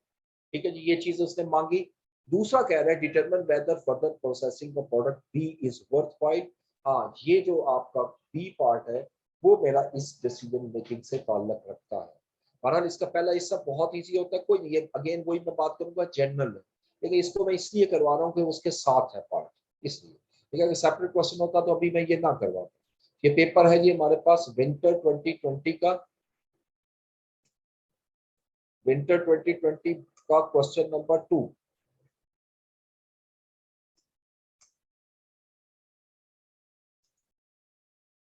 अब इसमें उसने चूंकि profit मांगा हुआ है प्रोडक्ट वाइज भी और टोटल भी, तो दो प्रोडक्ट्स हैं, तो मैं यहाँ पर ऊपर लिखता हूँ प्रॉफिट स्टेटमेंट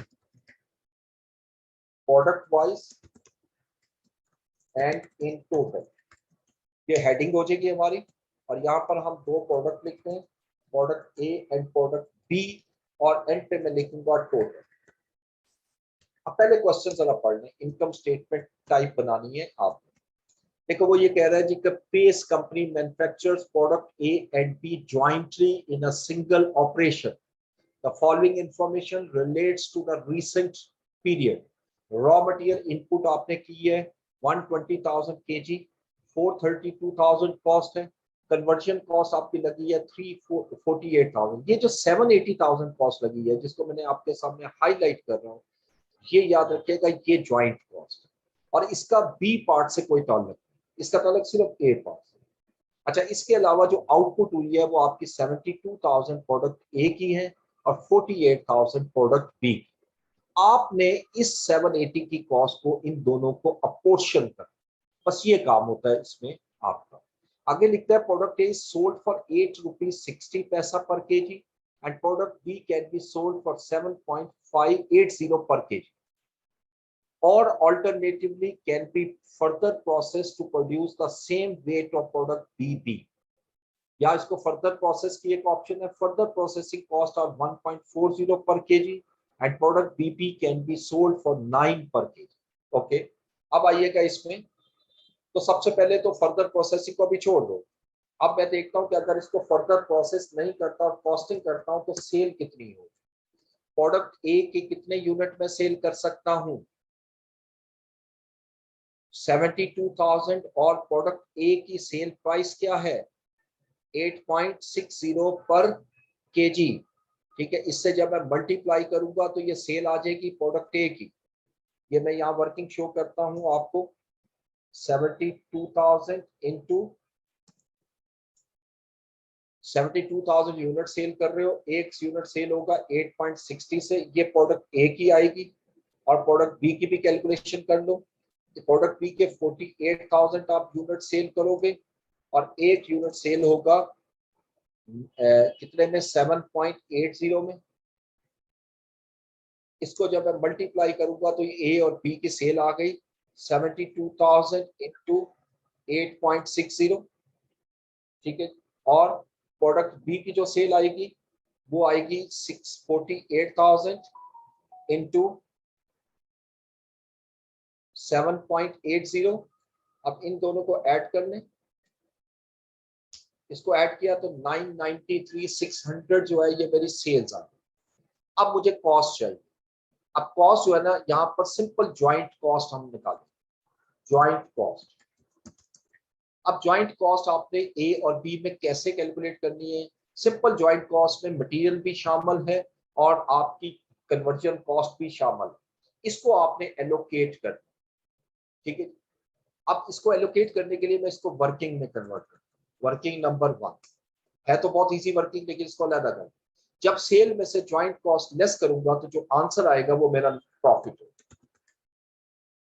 वो मेरा प्रॉफिट या लॉस होगा। चलिए मैं ब्रैकेट में लिख देता हूँ, लेकिन इसमें लॉस नहीं आएगा, इसमें प्रॉफिट आएगा। ये क्वेश्चन की पहली रिक्वायरमेंट, लेकिन इसको अभी मुकम्मल करना है, इसको पहले मुकम्मल करना है, उसके बाद आगे जाएगा। ये तो मैंने अभी फॉर्मूला लगा दिया, ये प्रॉफिट। अब मैं नीचे वर्किंग 1 बना,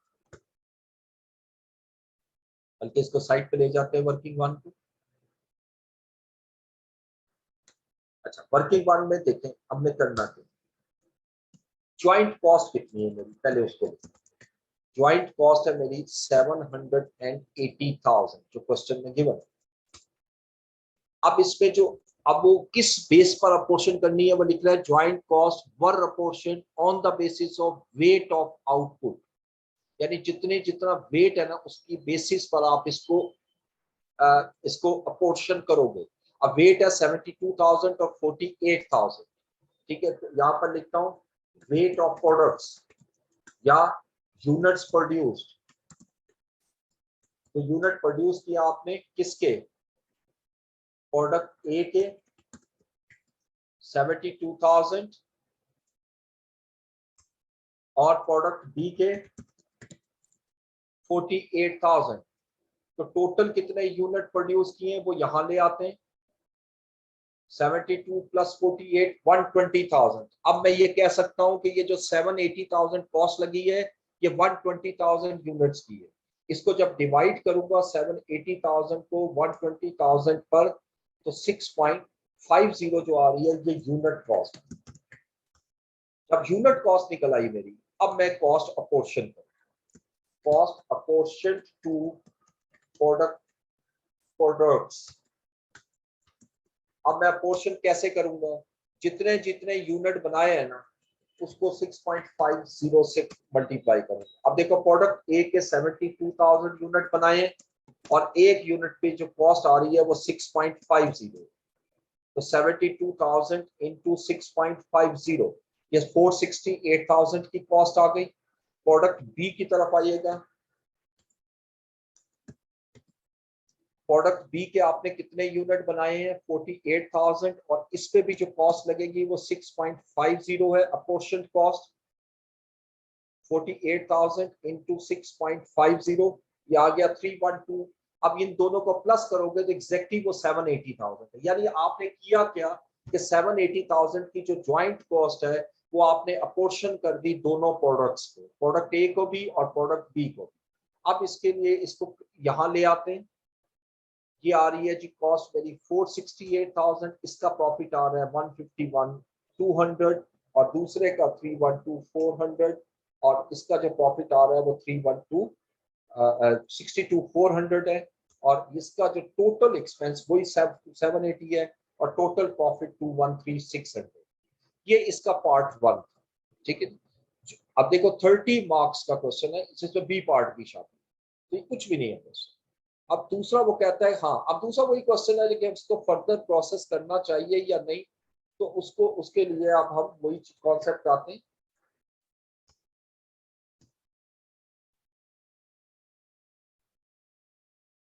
इसी को उठा लेते हैं, फर्दर प्रोसेसिंग वाले को। क्या मुझे करना चाहिए नहीं, ये तो बात का फैसला, पहले लिख लेते हैं इसको। देखिए अब बेनिफिट क्या होगा, पहले बेनिफिट की तरफ। अगर मैं प्रोडक्ट पी को इस वक्त सेल करता हूं तो ये सेल होती है 7.80 पर केजी में, ठीक है जी, 7.80 पर केजी।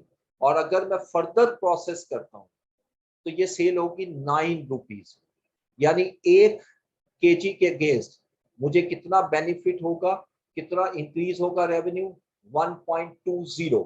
तो इसी तरह मैं लिखूंगा, देखो अगर मैं फर्दर प्रोसेस करता हूं तो मेरा बेनिफिट जो है वो 9 रुपीज होगा, और अगर फर्दर प्रोसेस नहीं करता तो मेरा रेवेन्यू 7.80 है। और कितने यूनिट्स आप करोगे, बी के हैं 48,000, इसको मल्टीप्लाई कर दो 48,000। अब ये कैलकुलेशन की फॉर्मूला चेंज कर लेते हैं, 9 माइनस 7.80 इंटू 48,000, ये बनता है जी 57,600 का बेनिफिट। और कॉस्ट क्या बनेगी ये भी देख लो, वो ये कहता है जी कि फर्दर प्रोसेसिंग कॉस्ट जो है 1.40 पर केजी है, यानी इस पे फर्दर प्रोसेसिंग कॉस्ट भी लगेगी 1.40 पर केजी। तो ये फर्दर कॉस्ट है, इस पे सिर्फ एक ही कॉस्ट होगी, ठीक है। और ये है 48,000 यूनिट है, और वो कह रहा है एक यूनिट पे जो कॉस्ट लगेगी वो है हमारी 1.40। अब ये कैलकुलेशन यहां लाते हैं, इज इक्वल टू 48,000 इंटू 1.40, तो ये 62,500 आ गया। इसमें डायरेक्टली एट्रीब्यूटेबल फिक्स कॉस्ट नहीं है। अब यहां पर आंसर माइनस में आ रहा है, तो मैं लिखता हूं the product B should not be processed further because the net loss of rupees 9,600 will be suffered or will be occurred, ठीक है। तो ये वही क्वेश्चन तीसरी दफा आया है आपका, मतलब, और हर क्वेश्चन को मैंने देखे आपके सामने उसी स्टाइल में किया है, मैंने कोई नया स्टाइल इसमें नहीं लगाया, ठीक है। ये क्वेश्चन नंबर 2 था विंटर 2018 का। अच्छा, इसमें क्वेश्चन नंबर 8 जो आप कह रहे हो, ये क्वेश्चन नंबर 8 जो है ये हाई लो मेथड है, ये अभी नहीं करेंगे, अभी हम आज के दिन में अभी हम उसको ले रहे हैं। ये क्वेश्चन नंबर 2 जो है ये मैंने लिख लिया, और क्वेश्चन 8 जो है ये मैंने पेंडिंग में निशान लगाया। अब आपने एक बताया हुआ समर 2021 का question number 8, summer 2021 question number 8, this one.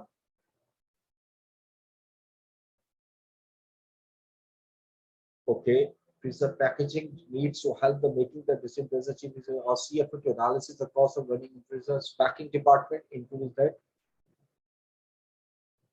हाँ जी, ये डिसीजन मेकिंग का क्वेश्चन है, इसको कर लेते हैं, ठीक है। पहले तो वो ये कह रहा है कि discuss each of the amount given in above scenario with regard to relevance in the department closing division. इसमें ये क्वेश्चन है कि क्या मुझे इस डिवीजन को क्लोज कर देना चाहिए या इसको कंटिन्यू करना चाहिए, उसके लिए डिस्कशन करवा रहे हैं।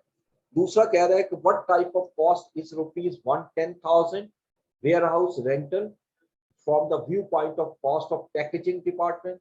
वो कह रहा है पैकेजिंग डिपार्टमेंट के पॉइंट ऑफ से जो 110,000 की कॉस्ट है वेयर हाउस रेंट, वो किस टाइप की कॉस्ट है, इसको भी देख लेते हैं। और तीसरा कहता है what is the meaning and practical application of differential cost analysis, also describe some of the problems where it may be applied। ये क्वेश्चन प्योर थियोरेटिकल क्वेश्चन है, इसमें तो न्यूमेरिक है ही नहीं।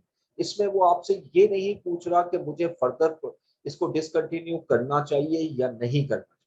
यहाँ पर सिर्फ छोटे छोटे से क्वेश्चन है, 10 मार्क्स के उसे दिए हुए हैं। इसमें सिर्फ पूछ रहा है कि कॉस्ट को एक्सप्लेन कर। जरा आते हैं इसमें। पहले वो कह रहा है कि जो भी अमाउंट आपको सिनेरियो में दी हुई है उसकी रेलिवेंस बताइएगा डिपार्टमेंट क्लोजिंग डिसीजन में क्या हो, सिर्फ रेलिवेंस बतानी है। अब क्वेश्चन पढ़िएगा। Impreza company is considering the elimination of its packaging department.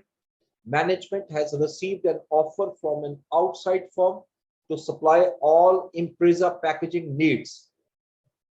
To help in making the decision, Impreza's chief executive has asked the CFO for an analysis for the cost of running Impreza's packaging department.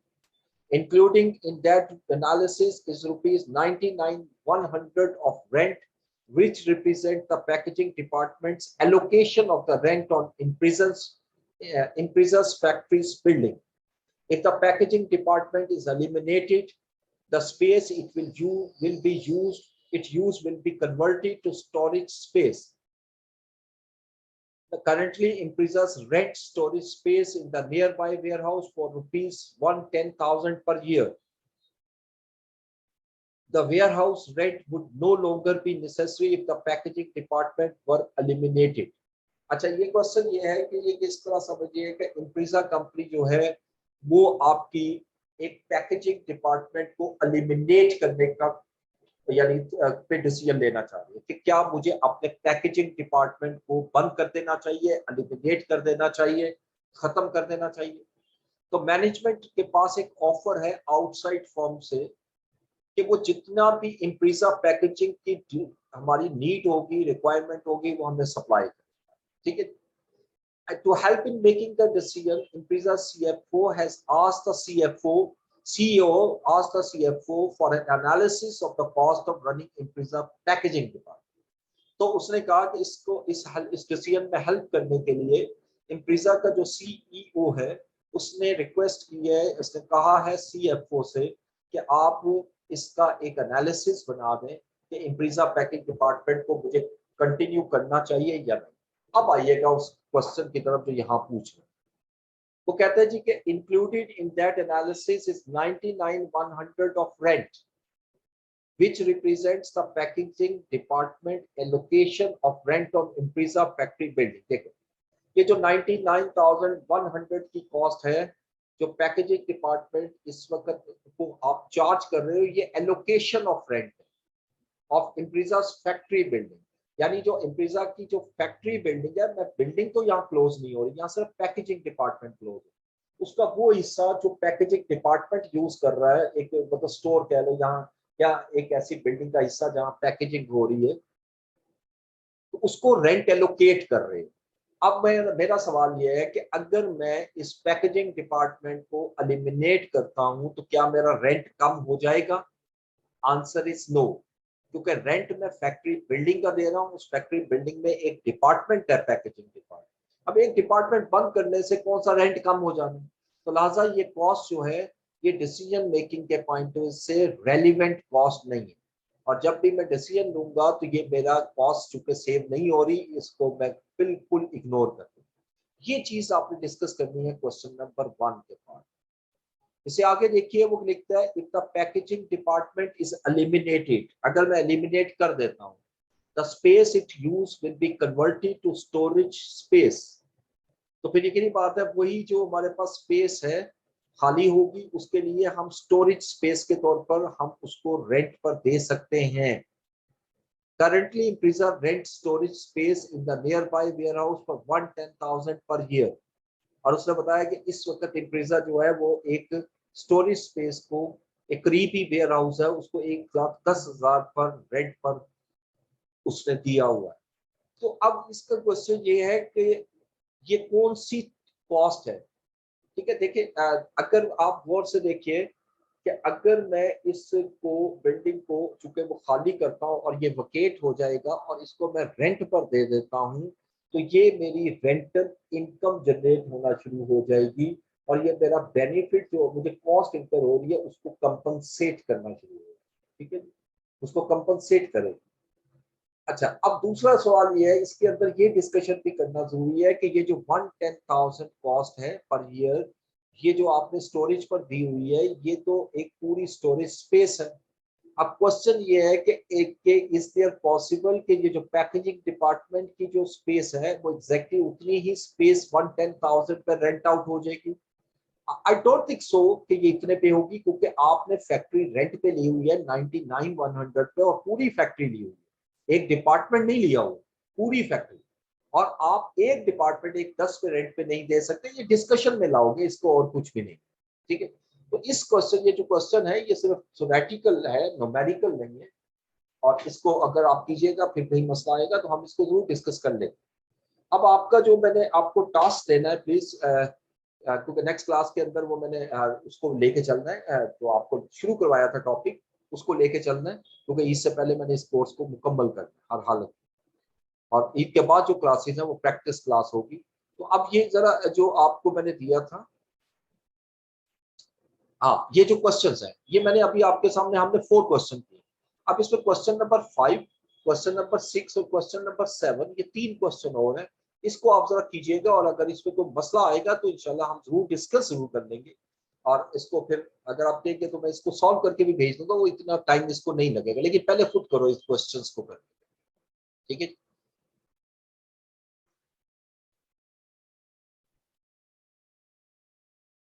Extra cost, cost same होती हो तो decision क्या लेंगे? अगर cost same होती हो तो आप, you will be indifferent to take a decision.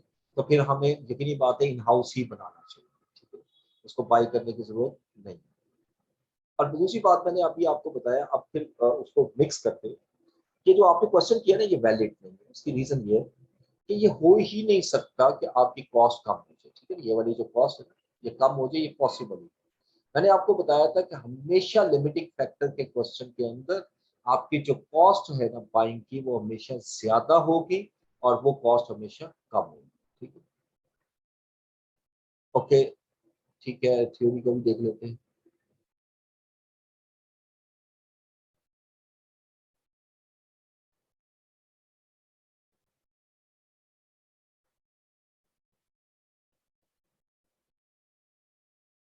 ठीक है, ये जो कॉस्ट है ना 99,600, जो मैं भी आपको बता रहा था, ये आपकी पोर्शन कॉस्ट है, और पोर्शन कॉस्ट किसी सूरत में रेलिवेंट कॉस्ट है नहीं है। अच्छा, ये फैक्ट्री रेंट नहीं, ये पोर्शन है। ठीक है, तो ये 110 उसी का होगा, एग्जैक्टली उसी का। चलिए जी, आज के लिए इतना काफी है।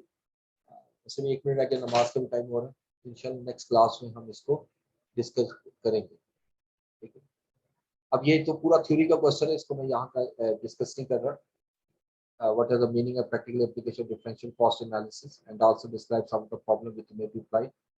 तो ये थ्योरी का आपको बुक से करनी पड़ेगी, जब मैं आपको प्रोवाइड करूंगा इसका थ्योरी का सोल्यूशन। ठीक है, thank you so much, Allah Hafiz.